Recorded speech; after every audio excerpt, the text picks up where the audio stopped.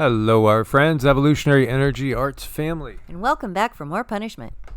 Well, hopefully it's not too punishing. Hopefully it's enlightening and gives you some information that could be useful in making plans in these times, surviving these times, thriving through these times. Check in daily, all three channels, Evolutionary, EEARTS, and Heart's Home, where I think we have one more subscriber, maybe two to go, and we'll be at 1.3 thousand. So, hey, 1,300. As we see here, big fire at the Federal Security Service building in the city of Rostov-on-Don. Reasons unknown. Explosions and bangs were heard. Where is this? Well, this is in Russia, as you see, Rostov Oblast. But it's very close to Mariupol. It's not too far from Donetsk. Yes, it's very close to the battle. And again, it is probably directly related to that. As we see the video the Pentagon released of the Su fighter jet coming by and dumping fuel, and you see the propeller on the drone spinning slower and slower. And yes, the MQ-9 Reaper drone fell into the Black Sea. And we do have another freight train, and they say it's carrying hazardous toxic materials that has derailed Topic, Arizona. I was calling it Top Rock. I don't know why I was calling it Top Rock. Topic, Mojave County. This is really, really close to the California border. As you could see, you know, this is the area right here, Topic, or Topak, or however you want to pronounce it. The grammar gods, again, in between Lake Havasu City and Bullhead City, and there we see Kingman, which we've gone by so many times. Yet another derailment. This is from Carrie Lake. She says, thankfully it appears nothing has spilled, nobody was hurt. Our infrastructure continues to crumble while Pete Buttigieg is busy making sure our highways aren't, we can't say that. No, but you know, the bottom line is, again, something tells me it has nothing to do with crumbling infrastructure, although the U.S. infrastructure certainly is crumbling, and it's truly an embarrassment compared to many other places around the world. Large explosion with active fire reported at a river wastewater treatment plant. This is in Baltimore, Maryland. This was a 2-alarm industrial fire. As you can see right here, whole side of the building was blown out. Nothing to see here, guys. This is just day-to-day occurrences here in the apocalypse. Wall ripped from wastewater treatment plant after the explosion. So again, is this some of those sleepy cellular units, or is it just, well, whatever. Insert your comments down below and let's see what you guys think. What do you think about 2.5 tons of natural uranium being missing? Huh? Yeah, 2.5 tons of natural uranium, so it's unenhanced. It's not weapons grade or anything like that. Of course, if you had scientists, in the right equipment, you could do bad things with this, let's just say. And so this was the UN watchdog saying it's missing. We don't know where it went. Definitely potential concerns over nuclear safety. I wonder if there'll be some event in the future that will say, I wonder if it was that 2.5 tons of natural uranium that was missing in Libya. Remember back then? Yeah, when all those train derailments and all those plants were going up in fire. Indeed. I mean, what could go wrong? What could possibly go wrong? Something like that. Yeah, it's not like there might be another group of beings that might be able to do anything with that. After all, it's not, it's just the raw part of things. Mm-hmm. Housing starts permits soar in February. Everybody's like, yay! But Renter Nation reasserts itself. Huh? Yeah, it's basically multiple unit housing permits that are going through the roof. This is to be expected. Again, everybody's going to own nothing but the few, and we'll be renting our houses, we'll be renting our shoes and our underwear, we'll be renting our pots and our pans. We're going to be renting everything. We're not going to own anything. That means we're paying for things forever, perpetually. without ever paying anything off. And again, they think that the majority of people are so stupid that they won't understand that concept. No, not at all. You know, I mean, if there's an opportunity for them to take control over something or use something to their benefit and make sure that we have just a tiny, tiny little bit less control, that's what they're going to do. In other words, again, it's a form of slavery is what it is. And yes, economic slavery is the form of slavery that is here on this planet that has never gone away. The Federal Reserve announces July launch for the FedNow service. So they'll start operating in July, the Federal Reserve FedNow service. The first week of April, Federal Reserve will begin the formal certification of participants for launch of the service. Early adopters will complete a customer testing and certification program informed by the feedback from the FedNow pilot program to prepare to start sending live transactions through the system. This is all part of that whole move to CBDC. India and UAE join forces to revolutionize cross-border transactions with the CBDC. Yeah, India and United Arab Emirates announced they will conduct pilot programs exploring using central bank digital currencies. So here you have India, which is the I in BRICS, and, the UAE. It does seem like the power structure may be centered financially, right over in what we would call the the Middle East, so to speak, the UAE and like India again is if it hasn't already overtaken China in population, it will shortly. And I wanted to see, I think it was over on Sputnik that I saw there was yet another country that was asking to join BRICS. It's just a new country maybe it was over on RT, was asking to join BRICS. BRICS is growing by leaps and bounds. I mean, this is going so fast. We'll touch on it, I guess, in another video, but it's just growing so fast. And while we're watching the economic, there you go, African nation wants to join BRICS. It's Zimbabwe. So we made it clear we would like to become a member of the BRICS. Brazil, Russia, India, China, South Africa account for more than 40% of the world's population, nearly a quarter of global GDP. But when you add in all the ones that want to join, which includes Algeria, Argentina, Bahrain, Bangladesh, Indonesia, Iran, Egypt, Mexico, Nigeria, Pakistan, Sudan, Syria, Turkey, and the UAE, Venezuela, and Zimbabwe, now we're starting to move into the majority. And this is exactly what, and then again, it's no different. We're looking at a multipolar world. This is going to be radically different. No, it's not going to be any different. This is going to be the same old. It's just going to be in a new place.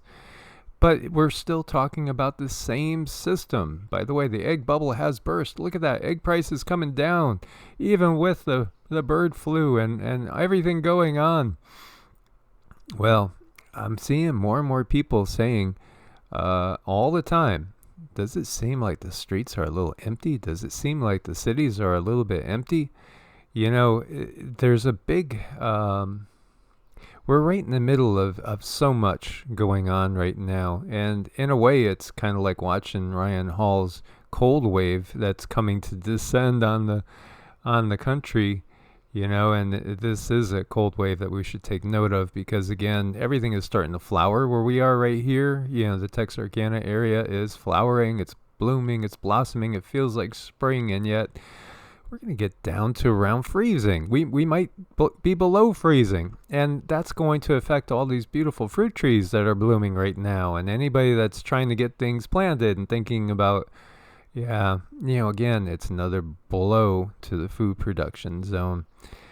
This blast of cold air that's coming in. This one's going to affect pretty much almost the entire country. and significant snow possibly coming in. But everything that we're facing, it's a well orchestrated, perfect storm that we are facing here that ultimately is going to lead to a new system, which is just kind of a more intense, worse version of the old system. I think if you're one that's in the way of this cold snap, our dearest friend Nicole, she told me for my aloe vera plants, so I don't have to bring them in, she said throw a sleeping bag over them. And I think that would work for a lot of things. If you can't move it, you can't bring it in, and it's just new. Not a sleeping bag, but a pillowcase, sorry. Throw a pillowcase over it. Sleeping bag would be way too big. But that pillowcase might just be enough to keep the frigid off and hopefully save it. And by the way, there could be some hail in Dallas area. Some strong storms possibly rolling through tonight, and also going through Arkansas, Oklahoma, and then heading over into Louisiana, heading into the Mississippi River Basin area. And then storms tomorrow could be pretty strong along the Florida Panhandle, Alabama on the Gulf, as well as Mississippi and Louisiana down along the Gulf Coast area. Again, this is something that we're just in a transitionary period. And while some of us are seeing things that are making us say, wow, this is really interesting, like Pacific Islands are growing. Yeah, Japan's an island nation of about a little bit less than 7,000 islands. Well, that was until they discovered they had 7,000 that came up out of nowhere, or they were just counting wrong. I don't know if they didn't get enough citizens to take off their shoes and their gloves so they could do a proper count or not in these times. But anyway, it could be volcanic too. Let's just put that out there. Antarctica, coldest winter on record, 2021. Great Barrier Reef, that was supposed to be gone and destroyed. Well, largest coral cover ever on record, 2022. 10 major data sets show cooling in the last 8 years from 2022 back to 2014. Yeah, that's not what they're telling us. They're still telling us with straight faces. I mean, we still see Greta, we see Al. Greta's out there getting herself arrested for camera shoots left and right. Gosh, it's just hilarious. It really, really is when we see how ridiculous the whole system is. And we have Congress and NASA tasked with discovering objects near Earth, and we get this. It basically says that there might be an alien mothership in our solar system that's sending smaller probes to Earth. Yeah, and it talks about Oumuamua, which was cylindrical, which, with the remote viewing that Cindy did, she could see there's reptilians on it. It was a ship, absolutely. And it was part of the power structure, basically, that it has been in control of the planet. This planet is basically under alien control. It's been under alien control. It kind of always has. It's just that the alien control kind of shifts, from basically malevolent ones to more benevolent ones with, hands off, let the natives do what they want to do. But of course, the natives themselves aren't really indigenous to the planet. Again, this is part of the big unveiling that's going on. So it's inevitable that we're going to discover for sure, that, and we know for sure, Cindy and I absolutely know for sure. It's not conjecture. We're not using our left brain to analyze and say, it feels logical that there's alien influence on the planet. No, we know. We absolutely know beyond a shadow of a doubt. We've had enough first-hand experience that we just know. There's a difference when you know something and when you're theorizing something, and we absolutely know it. Have had so many first-hand experiences, as I've shared with you guys. I woke up and I watched a tall gray that was about 8 foot tall in my bedroom in Sarasota, Florida, sabotaging my energy body and trying to make it so I would fall ill with from the red tide at the time the red tide was on. Yeah, this is an interdimensional, intergalactic, extraterrestrial battle that's ongoing. We're just one small part of this big battle. I know, and I remember when we were out in the desert, we would make a fire every night that we possibly could. And it was just a matter of time when you sit there and look at the stars. There was very little light pollution. You could see the stars starting to kind of move and shift. And it's like, there's no human being in that ship. Well, what was even more curious, it seems like within 20 minutes, I would say, it's like these stars, when they were obviously self-propelled. They were doing what they do inside of those little ships or orbs, but it would also fade out. So it's almost like they could sense that we were watching it. And this happened so often, not to mention all the other things that we've experienced and put up here, like the djinn. Oh, yeah. I mean, we've gotten so many things on video, over the years, too, direct firsthand that we've shared with you guys. But like what Cindy's saying is absolutely correct. I mean, I would say 5 or 6 nights out of a week, we would see ships, and not just one. I mean, there'd be a row of ships going over into Nellis Air Force Base in that area over there. They would just pop out of one portal, go across the sky, and then seemingly disappear into another portal.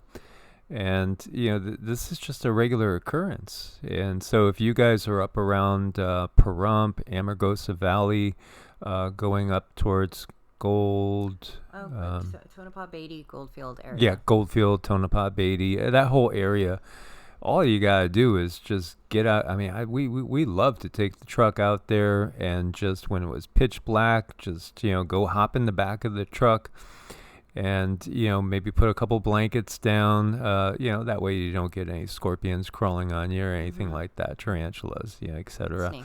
Snakes, and just watch the night sky. And we had multiple sets of binoculars we could zoom in on. I got binoculars that weigh like 5 pounds. They literally are like 14 inches long. And man, you'd be amazed at how much activity is out there, especially going towards our military bases.